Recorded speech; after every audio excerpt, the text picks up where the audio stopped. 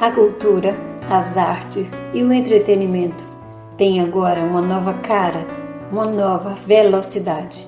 Com muitos museus, centros culturais, bibliotecas e outros espaços dedicados à cultura ainda fechados ou quase abertos, exposições, espetáculos, cancelados e toda a pirâmide de produção nos mais elevados gêneros da assim chamada alta cultura, a cultura popular, bem como a de massa, foram atingidas. Mas alguns lugares já estão reabrindo, museus, espetáculos, instituições culturais. E é notória uma grande mudança quanto ao padrão de comportamento.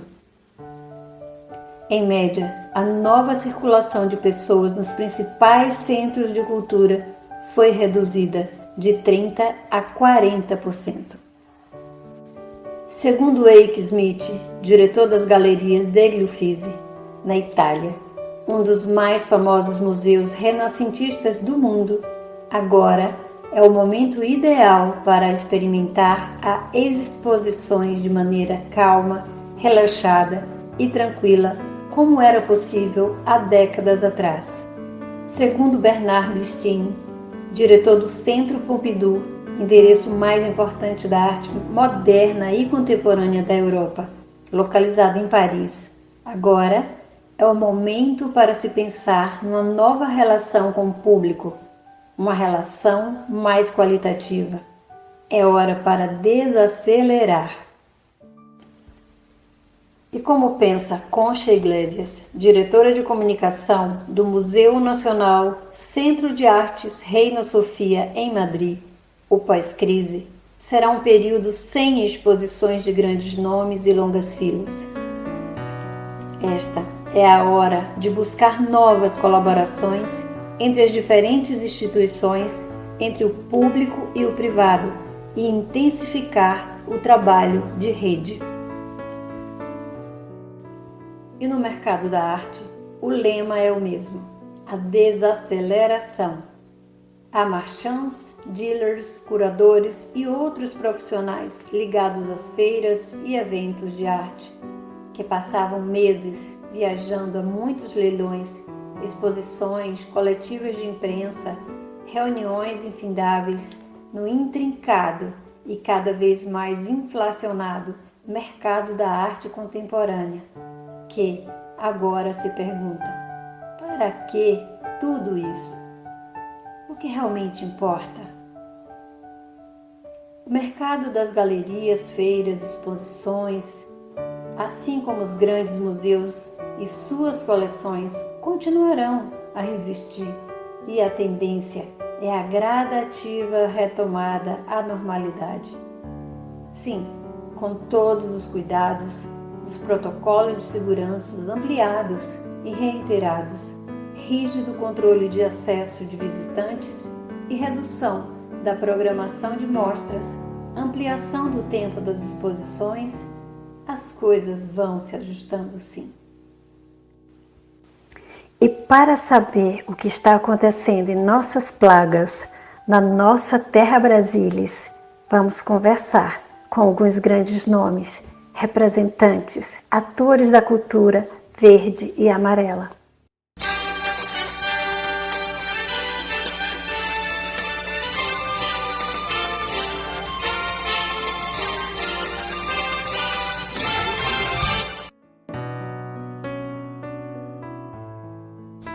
Tarsilinha, assim ela é conhecida, a sobrinha neta da grande, maravilhosa Tarsila do Amaral.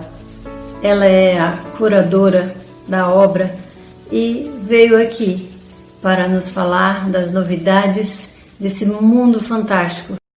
Tarsila, muito obrigada pela sua vinda aqui no nosso Trade Tour. É muito bom tê-la aqui com a gente.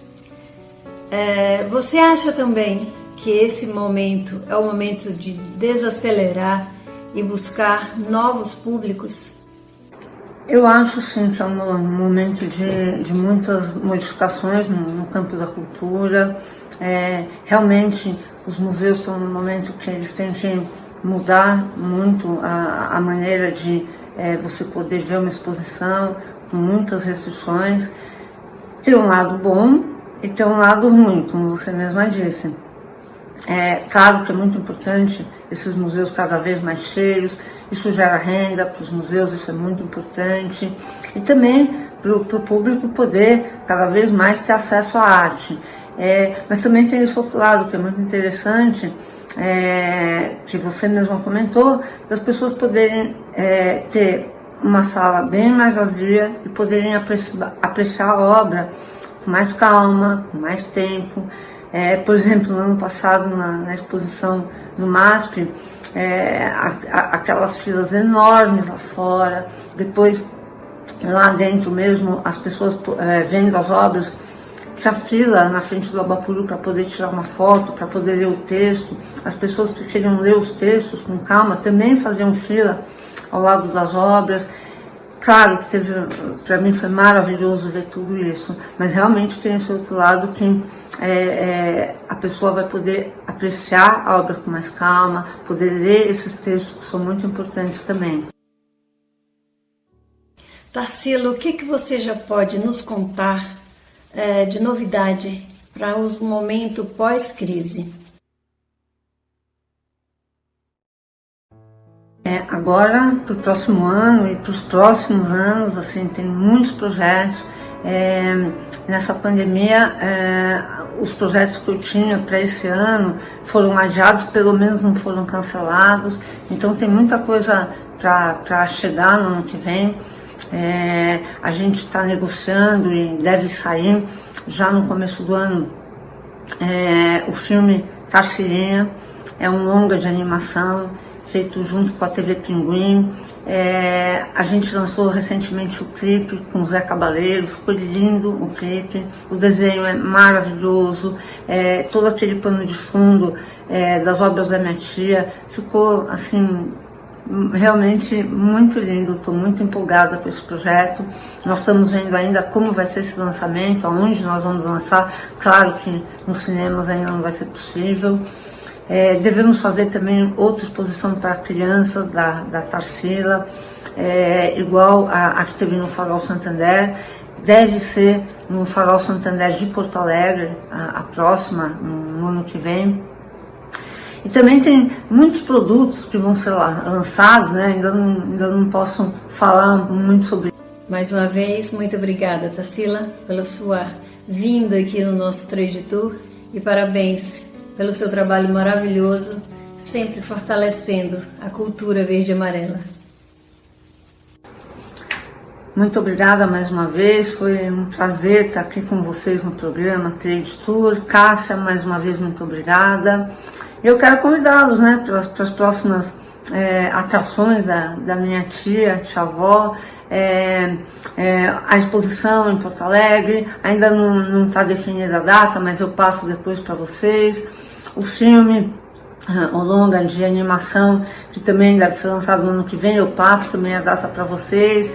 Enfim, tem muito mais coisas também, e eu estou sempre aqui com a Cássia, conversando com vocês e atualizando, tá bom? Um beijo enorme. Paulistano, músico, produtor musical e escritor.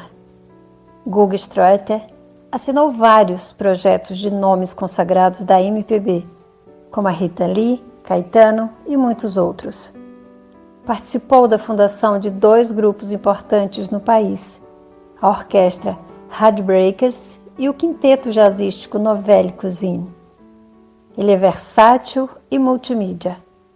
Guga Stroeter é sinônimo de música, da cultura, da terra Brasilis. Olá, Guga. Muito obrigada pela sua participação aqui conosco no Trade Tour. Guga, você acha que esse momento agora, né, da retomada do turismo cultural, é o momento exato para se buscar transformações e um novo público, fortalecendo até o trabalho de rede? Oi, Cássia, é um grande prazer estar participando do seu programa e poder conversar, refletir contigo sobre esse momento peculiar da história que a gente está atravessando, né? Quando a gente fala em arte, cultura e turismo, juntando todas essas coisas, né, nós temos realmente uma grande transformação nesse panorama. Bom, a música já vem sofrendo transformações radicais desde o final dos anos 90. Talvez nas artes, foi na música em que o mundo digital teve o primeiro grande impacto, talvez antes das outras artes, que foi quando em 1998 gerou-se o Napster, que era um programa de compartilhamento de música. E nesse momento, o negócio da música mudou, né? Aquela ideia de você colecionar CDs, colecionar discos, ir até uma loja e comprar música, essa música chegava com dinheiro na gravadora, e o dinheiro da gravadora era repassado o percentual para o artista. Aquilo ali já começou a se extinguir, dando lugar a uma outra modalidade de negócios, né? Que substituiu a economia do hit, né? Na medida que eram poucos produtores de música para muitos consumidores, para um conceito de nicho. O nicho que passou a ser você ter a sua autoprodução, colocar na internet e vender diretamente ao consumidor, você produtor, ter uma relação direta com o consumidor. Nós músicos vivemos um período de ilusão, achando que esse novo tempo seria uma remuneração mais direta, mas isso não foi isso que aconteceu. Aconteceu que os sistemas de compartilhamento, de streaming, reduziram a possibilidade de ganhos de toda a cadeia de produção do músico, desde o produtor, passando pelo instrumentista, pelo compositor. Então a gente vive, antes de falar da pandemia, já esse grande impacto do mundo digital. Isso sabemos todos, em todos os setores. Eu estou falando particularmente da música. Então, assim, o que nós temos certeza é que a música, como arte, vai muito bem. As novas gerações estão fazendo trabalhos incríveis, você tem conectividades que você consegue acessar informações, e se você é um cara que quer estudar qualquer assunto, qualquer instrumento, você pode, você tem videoaulas, você consegue equipamento por um preço muito mais justo, você pode gravar um disco ou no pequeno computador ou no celular até, coisa que era inviável. Então você tem uma avalanche, um oceano de novas musicalidades chegando de uma maneira muito grande em todas as mídias. Esse é o panorama que a gente tem, e durante a pandemia a gente tem um aumento disso, na medida em que o que era feito virtual ou presencialmente deixou de ser feito presencialmente e partiu para o universo virtual.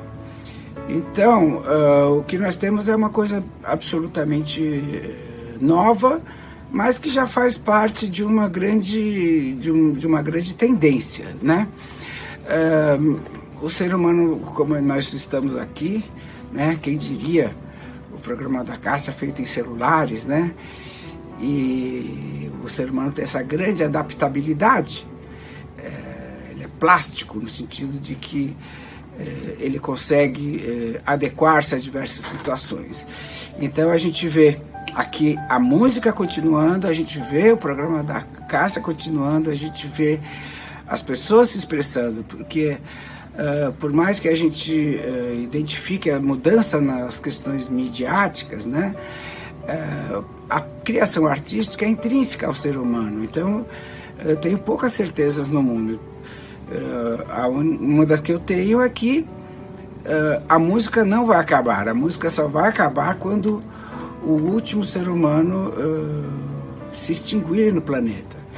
Então, o que a gente tem que pensar é nessa nova música, nessa nova forma de conhecer, de visitar, de fazer o turismo pessoal, o turismo virtual, que é aquela situação que você busca o outro lugar, a outra coisa, E isso é uma das coisas mais fortes da humanidade desde sempre. Se a gente for pesquisar, desde a Roma Antiga, desde a Grécia Antiga, sempre teve as peregrinações, as romarias, as visitas, né, e a mudança de ambientes. Então, eu sou bastante tranquilo, eu sou inclusive bastante otimista no meu segmento, na medida em que a música é uma expressão brasileira muito poderosa. Então, se qualquer visitante, qualquer gringo que passe pelo Brasil, ou qualquer brasileiro que viaje para outra região do Brasil, ele vai se deparar com uma musicalidade boa.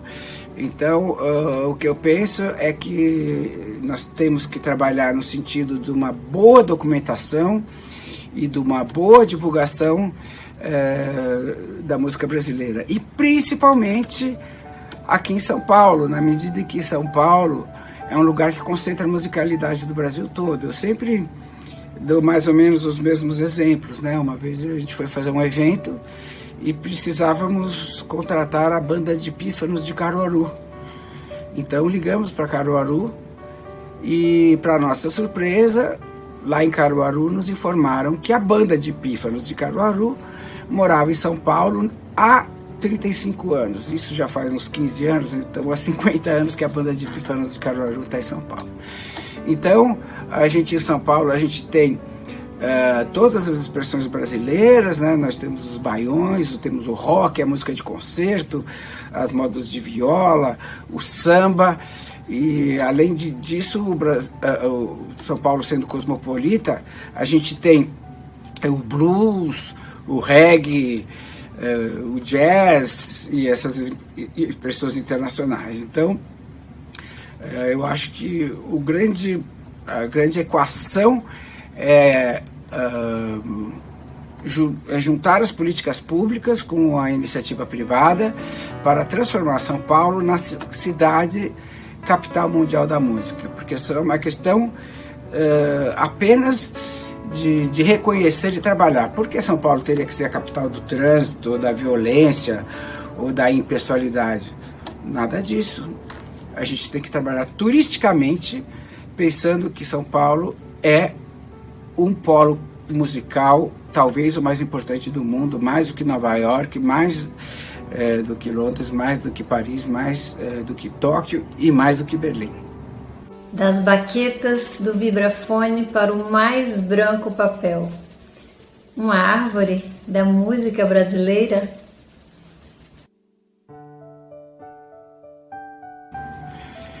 Bom, além de ser músico, de tocar instrumento, eu sempre gostei de ouvir música. E ouvindo muita música do mundo inteiro, mas especialmente a brasileira, nós vamos fazendo um mapa mental de como a música ocorreu na história, né? Ah, tá, o Pixinguinha lá no começo do século, olha, depois a Carmen Miranda, nossa, que interessante, depois aí vem o Baião, o Luiz Gonzaga, depois a Bossa Nova, aí nos anos 60 a gente tem os festivais, aí depois o MPB, aí a gente tem o rock brasileiro, aí tem o pagode, o funk, as escolas de samba. Essas coisas vão se organizando na nossa cabeça de uma maneira formando uma pseudogenealogia, né? Uma visão histórica de que coisas influenciam outras coisas e vão gerando esse pensamento em forma que pode ser metaforizado na forma de uma árvore. Então eu resolvi, inspirado numa ilustração que eu já tinha visto nos Estados Unidos, onde eu vi um pôster de uma árvore do jazz, criar uma árvore da música brasileira, que começa lá desde o século XVI, né, quando o Brasil é descoberto, até os dias de hoje, passando por todos os estilos, e como os estilos foram se influenciando e chegando até os dias de hoje. Isso virou um pôster, e para ilustrar o pôster, né? Não é o pôster que está ilustrando o livro, mas é o livro que está ilustrando o pôster, eu solicitei a grandes músicos que escrevessem suas experiências em cada gênero para compor esse livro de colaborações. Então, o Oswaldinho do acordeão escreveu sobre o forró, o Chico César sobre a música popular brasileira, o Ney Lopes, que é um dos grandes sambistas do Brasil, escreveu sobre o samba, e assim por diante, do hip hop, passando pela música de cultura popular, que a gente costuma chamar de folclore, a música de concerto, ao mangue beat pernambucano, a bossa nova, a jovem guarda. Cada um escreveu um artigo sobre a própria vida relacionada à evolução desse gênero, né? Então esse é o trabalho que eu estou lançando agora pela editora Sesc, e que com minha colaboradora, minha parceira nesse empreendimento, a pesquisadora Elisa Mori, e estamos muito animados, porque a ideia é que essa árvore, que hoje é um livro e um pôster, ela se transforma em diversos produtos, no bom sentido, né, num site, e numa série de palestras, numa série de vídeos, numa série de shows que colaborem para o grande catálogo do registro e da memória da música brasileira. Nós sabemos que existem iniciativas de educação em música brasileira, pode ser criticado, mas a gente tem escolas, tem aqui em São Paulo tem a universidade, tem a escola municipal, tem a escola Tom Jobim, isso no setor público, no privado temos também, e temos também a questão da divulgação. O que é divulgação? São as rádios, os shows que acontecem, uma agenda cultural na cidade muito cheia, que merece ser divulgada e visitada. Eu acho que é o principal atrativo turístico que São Paulo pode ter, é a sua música. Mas a gente sente uma certa deficiência no quesito memória. Memória e registro. Então, a nossa árvore da música brasileira procura colaborar, é uma iniciativa que vem para formar um hub de galhos, de segmentos, que nos ajude a catalogar e a oferecer gratuitamente a música brasileira democraticamente para todas as gerações e para todas as classes sociais. Viva a música brasileira e viva São Paulo. Guga, em meio a esse momento de transformações e de adequações, o show tem que continuar? Bom, acho que em todas as línguas tem algo semelhante com a frase: o show tem que continuar. E ele continua, ele tem que evoluir. E nesse período da pandemia, né, do isolamento, das quarentenas, eu toquei, fiz menos música no meu instrumento, mas ao mesmo tempo foi um período que eu consegui me organizar para escrever, lançar trabalhos que já estavam prontos no período pré-pandêmico. Então, nesse ano aqui eu já lancei 2 discos, um livro, também escrevi uma peça de teatro infantil que está sendo encenada virtualmente, e a gente sempre busca trazer a novidade, porque é impossível frear a criação humana, né? Às vezes a gente se apega a um certo momento, nossa, isso aqui que é bom, isso aqui que é música boa. Aí sempre sempre existe um pânico, alguém que fala: nossa, é preciso intervir, porque essa nova música que essas pessoas estão fazendo é muito ruim e que não tem qualidade. E aí quando você vai ver na literatura, essa é a coisa mais frequente do mundo, sempre desde o século XVI, as pessoas falam: não, antigamente que é bom, agora que é ruim. Então estão querendo acabar com a música, e a gente vê que isso não acontece, e eu acho que nunca vai acontecer. Então estamos todos aqui rezando, orando, torcendo, trabalhando para superar a pandemia, mas ao mesmo tempo usando essa oportunidade para quem está no instrumento se aperfeiçoar no instrumento, para quem gosta de escrever pode escrever. Eu passei a ter um tempo para leitura que eu não tinha antes, e vamos nessa, e vamos passar por 2020, entrando em 2021 com muita esperança e muita alegria, porque as notícias da vacina são boas e a gente vai retomar a vida, não como era antes, porque a gente, digamos que uma água não passa duas vezes debaixo da mesma ponte. Essa é uma questão filosófica que já está presente desde a Grécia Antiga, mas que a gente ganhe em potência e em liberdade para tocar adiante a arte, porque sem a arte o mundo seria extremamente idiota. Muito obrigada pela sua participação aqui conosco, e com certeza o show não pode e nem deve parar. Obrigada.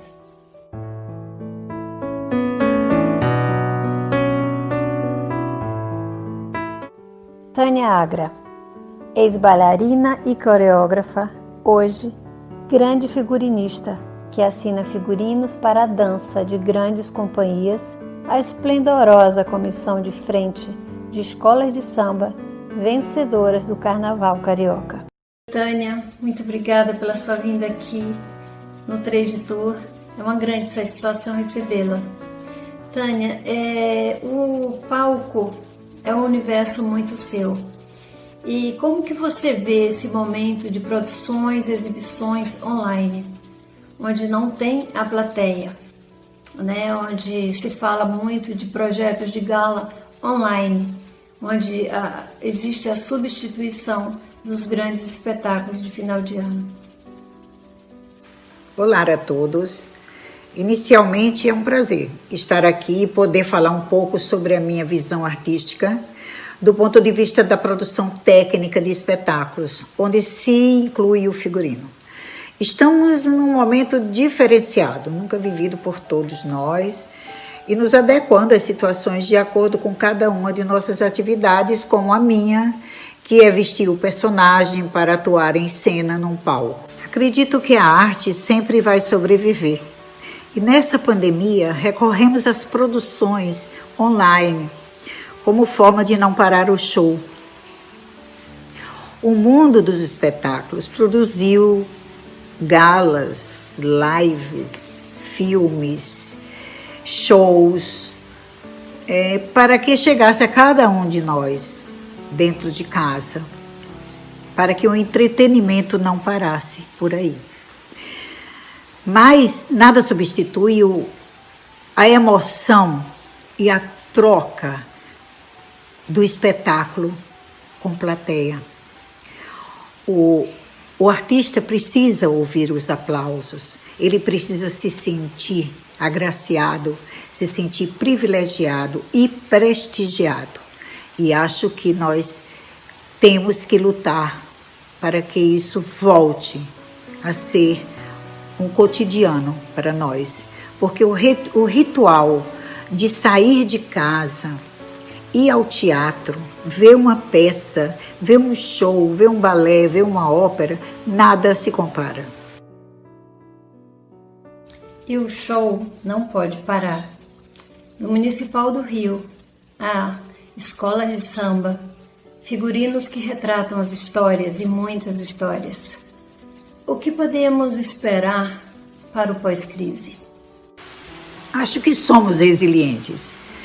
Acredito que estamos esperançosos com o surgimento dessa vacina. Já há um movimento dos produtores de espetáculos para futuros projetos e nisso nos encaixamos. O ateliê está abrindo em janeiro, lentamente, esperando já as produções, porque essas produções requerem tempo para serem feitas, para serem montadas, criadas e produzidas.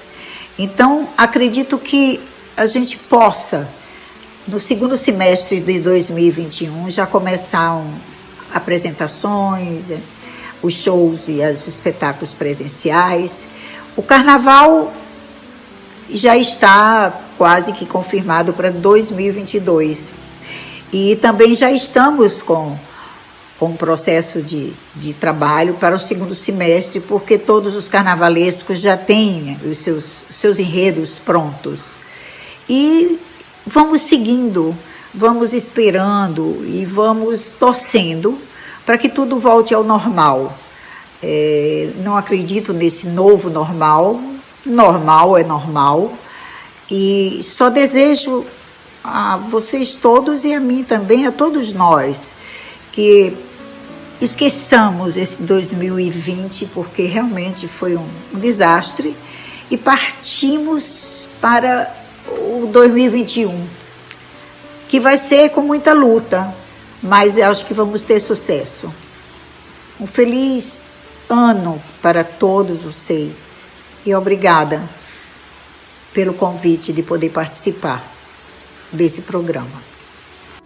Diretamente da Bahia, ele, um cineasta, um jovem cineasta que fez um curta com pouco recurso e veio aqui nos contar essa façanha. Ele é Vitor Xavier, o criador do Arthur. Tudo bem, Vitor? Muito obrigada pela sua vinda aqui no nosso Trade Tour e quero saber como que você conseguiu fazer, né, com tão pouco recurso e de uma maneira totalmente inusitada, um filme que também está concorrendo a um prêmio. Conta pra gente. Olá, Cássia. Olá a todos do programa Trade Tour. Meu nome é Vitor Augusto Xavier, sou diretor de cinema e passei aqui para falar alguma coisa sobre o meu filme Arthur, que acabou de ser lançado a versão de curta-metragem e em breve será lançada a versão de longa-metragem. Bom, primeiramente, muito obrigado, Cássia, por esse espaço, por essa participação.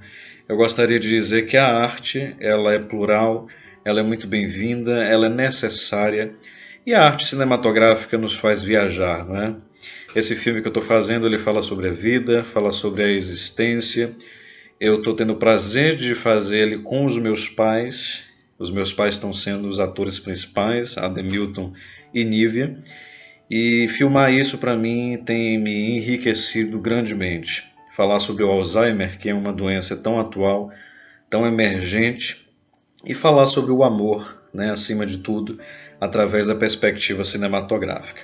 Para quem quiser assistir o filme, está no meu canal do YouTube, Vitor Augusto Xavier, e o nome do filme é Arthur.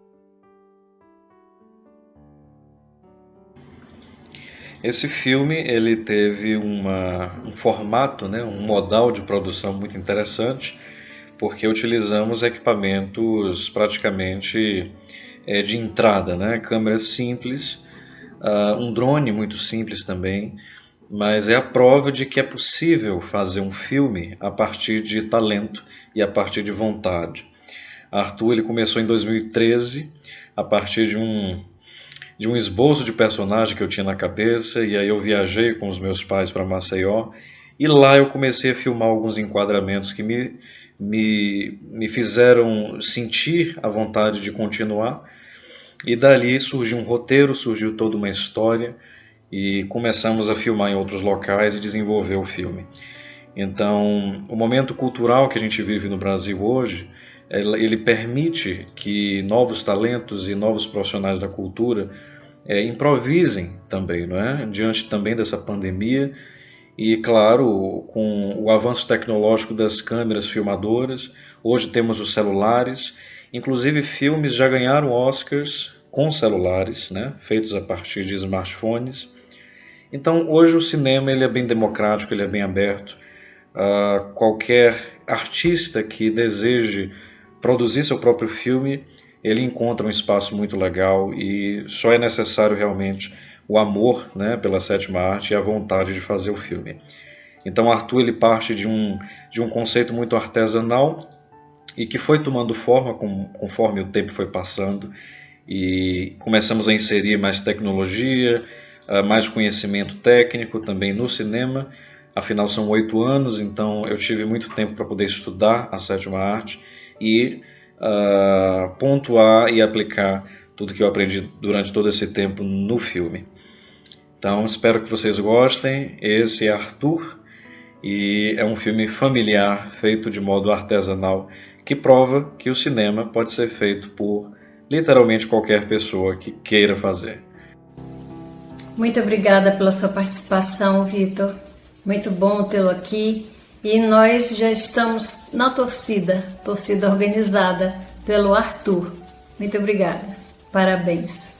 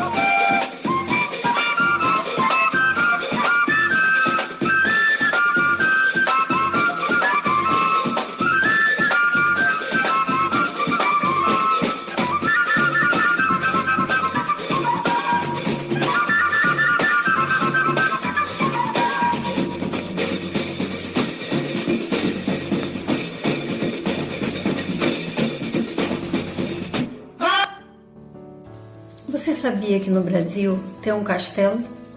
O Brasil tem um castelo em Pernambuco. É o Museu Armorial, da obra do fantástico Ariano Suassuna. Pega seu passaporte e vamos juntos conhecer o Museu Armorial. Olá pessoal do Trade Tour, olá Cássia, eu estou aqui em São José de Belmonte e vou explicar para vocês como surgiu a ideia de construir um castelo armorial.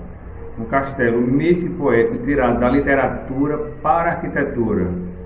Então, desde a infância, eu tive a convivência da cultura popular sertaneja e, desde então, a gente participava de eventos culturais e quando foi aos 16 anos, fui para o Recife, convivi com a cultura do litoral, com maracatu, coco de roda e tudo mais. Então, quando foi em 93, aqui em Belmonte, eu, mais meus primos e amigos, criamos uma cavalgada à Pedra do Reino, que 2 anos após, a gente convidou Ariano Suassuna. Como ele já tinha feito o livro A Pedra do Reino, ele achou interessante e resolveu vir em 95. Daí então a festa se tornou grande, bem atrativa, com a presença de Ariano, e então a coisa foi desenvolvendo assim. E em 2002 ele foi homenageado lá na Marquês de Sapucaí, no Rio de Janeiro, e quando chegou no Recife, ele me falou o seguinte, que já existia tudo sobre o armorial, menos uma arquitetura armorial. Eu falei para ele, olha, se não existe ainda, eu me proponho a criar uma arquitetura armorial. Ele achou até interessante, mas não falou nada, e no decorrer de 5 anos, eu fui procurando ele, e a gente vendo essa questão de elaborar o castelo, mas ele dizia sempre que a leitura do castelo armorial seria minha e não dele, então ele ia apenas dizer o que não era para botar, e eu ia elaborando. Então, no decorrer de 5 anos, eu deixei ele pronto no papel, e em 2007 eu pus em prática, coloquei no térreo as iluminogravura de Ariano. Primeiro andar eu coloquei a xilogravura dos Borges. No segundo andar coloquei fotos contando a história da cidade. E o terceiro eu fiz uma cidade cenográfica contando como era uma cidade na década de 30 no sertão, com coronelismo, cangaço, religiosidade, todo esse contexto, e ficou bastante interessante. Ele gostou, né? Ficou até surpreso com uma coisa, no final, como saiu. A parte externa eu fui atrás de artesão lá em Tracunhaém, que confeccionou peças tiradas dos livros que a Dona Zélia pintava, ilustrava o livro de Ariano, e eu tirei essas ilustrações e mandei fazer as peças em barro a partir desses desenhos. Então ficou essa coisa bem interessante, que é o castelo armorial, tirado da literatura para a arquitetura. E no quadro Vitrine Gourmet, também com o Paulo Jacovos, diretamente do pub 1966, vamos mostrar para vocês uma grande homenagem que o Paulo Jacovos, premiadíssimo bartender, fez em homenagem à cultura verde e amarela. Olá, Cássia, tudo bem? Como está? Prazer retornar aqui ao programa Trade Tour, o Vitrine Gourmet, né? Nessa viagem cultural que faremos hoje pelo Brasil, né? Homenageando aí o Ariano Suassuna, grande escultor, dramaturgo, tá? Romancista brasileiro, e é uma das principais artistas contemporâneas, pintoras, que foi a Tarsila do Amaral, tá? Do Brasil, e grande figura da arte brasileira. Então, para homenagear esses dois grandes artistas brasileiros, o grande poeta Ariano Suassuna e a Tarsila do Amaral, vou fazer dois drinks, um brasileiríssimo, tá? Muito fácil de fazer, que vai ser o rabo de galo, literalmente traduzindo a palavra coquetel de inglês para português, que é simplesmente cachaça com vermute tinto, né? Um drink montado, drink de boteco, como a gente chama. E para homenagear a Tarsila, eu criei um drink chamado Doce Tarsila, né? Tarsila que também era do campo, vinha de uma família de fazendeiros, avô, pai, e cresceu no meio dos canaviais da cachaça. E ela foi uma das grandes expoentes a divulgar a cachaça do Brasil no exterior, lá no início do século passado. Nas suas viagens à Europa, principalmente a Paris, ela nunca deixava de levar cachaça em sua bagagem, né? E ela costumava dizer na alfândega, quando ela chegava a Paris, que era água de colônia, né? Então a cachaça como água de colônia, mas ela levava para os amigos dela em Paris. Então, muito simples de fazer, né? Aqui homenageando o Ariano Suassuna. Então, cachaça branca pura e vermute tinto. Então, nós vamos colocar uma parte de vermute tinto,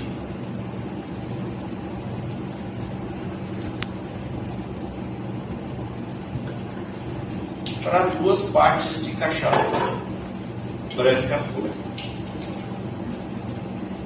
Em algumas regiões do Brasil costuma-se usar Cynar, né? Mas o mais tradicional é realmente isso. Então, copo pequeno, tá? Não tem decoração nenhuma. Aqui está o rabo de galo, a tradução literal da palavra coquetel, homenageando aí o Ariano Suassuna. E agora, para homenagear Tarsila do Amaral, o coquetel que eu criei, o Doce Tarsila, né? Composto de cachaça, que ela adorava. Eu aqui vou usar uma cachaça de amburana perfumada. Amburana é cerejeira, né? Envelhecida em cerejeira. E como ela frequentava muito Paris, gostava de levar cachaça para os amigos dela parisienses conhecer, né? Eu estou usando aqui no Prat, que é o principal, um dos principais componentes do Dry Martini, né? E um vermute branco doce francês chamado Lillet, né? Então nós vamos fazer ele mexido numa taça clássica de champanhe, né? Como nos bons tempos aí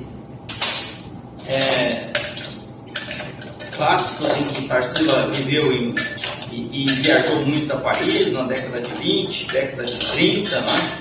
Logo depois do movimento das artes modernas brasileiras, e que hoje